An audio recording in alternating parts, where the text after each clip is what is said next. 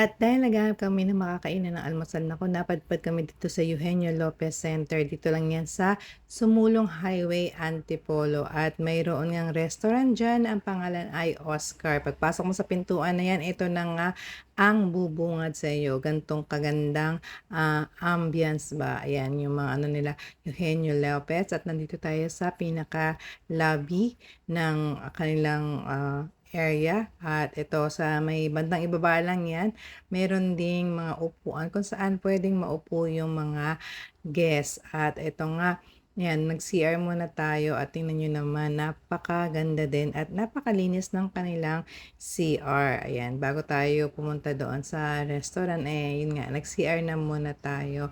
At yan ang kabuuan ng lobby, no? Yan yung itsura sa labas. At ayan na nga, ang kanilang mga promo at ang kanilang breakfast ay 599 net na yon at buffet breakfast na yan. At tingnan nyo naman talaga mabubusog ang inyong mata sa ganda ng kapaligiran dito sa loob ng Eugenio Lopez Center. Pagpasok nga namin dito sa loob ng restaurant ng Oscar, ayan naman ang makikita nating view, ang overlooking ng Antipolo. At dito nga kami pumwesto para sa alfresco dine-in at ayun, para makikita natin yung magandang view na yan.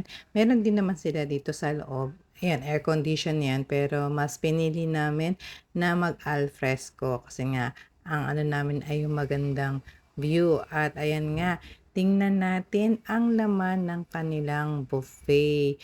Konti pa lang yung tao kasi 8 o'clock pa lang ng umaga, pero nagsisimula ang kanilang buffet ng 7 AM hanggang 10:30 AM. At ayan ang setup nila. Ayan, nagsimula kami dito sa gawin ng cereal at ito yung mga iba't ibang tinapay, mga fresh baked bread nila. At ako, ang sinubukan ko dyan ay yung focaccia. At masarap siyang isabay sa mga soup or yan, sa congee. At yan, kumuha si Boss Apo na lang ng pancake. At yan yung kanilang mga Pinoy ulam para sa breakfast. Yan, may daing na bangos, may tosino, adobo, at yung meron din yung parang fish fillet doon. At ito yung kanilang mami at lugaw. Meron din silang salad bar at yan, 4 na dressing ang pwede mo magamit dyan. Ayan ang kailang mga drinks. Ayan, brewed coffee, tapos 2 juice. Ito naman ang kailang dessert. Ayan, ito ay biko. At pagkatapos meron silang fresh fruit dito, papaya at saka pakwan. Ayan, di ba? Siyempre, kinuha ko dyan yung fruits. At ito yung kailang iba pang ulam yan. May pansit, tapos yung sinangag at kanin. Yung isa ay parang ang tawag doon yung sa parang giniling siya.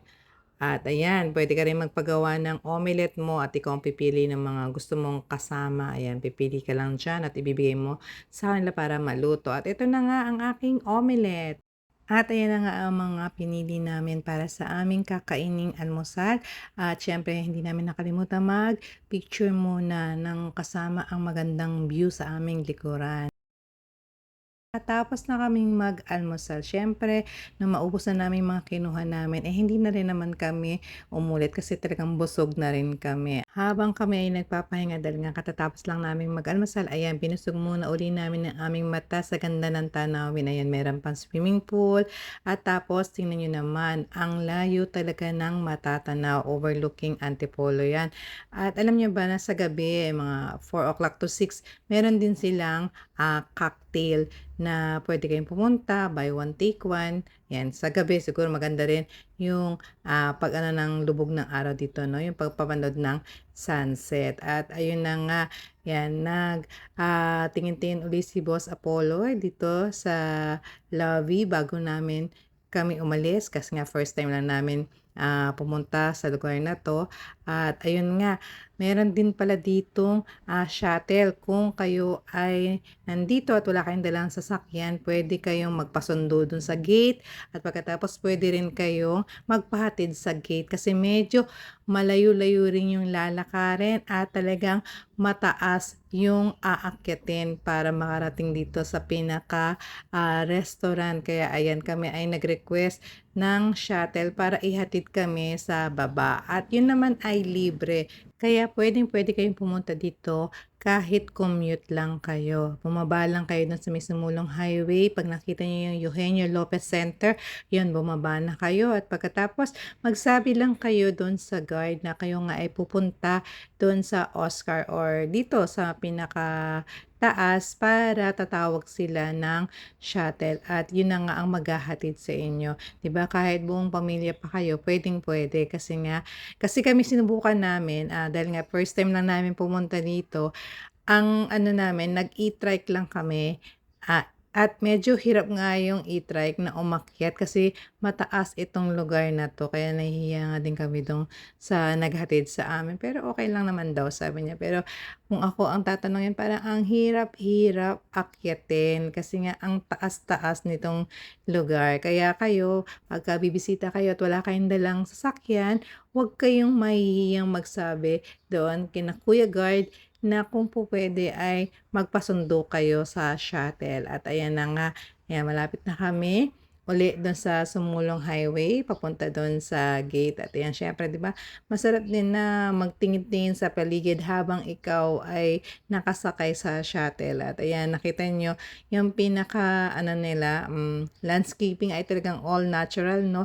Kumbaga yung mga halaman diyan ay talagang mga, talagang diyan na tumubo, inayos lang nila, hindi talaga yung parang inayos yung ano, landscaping.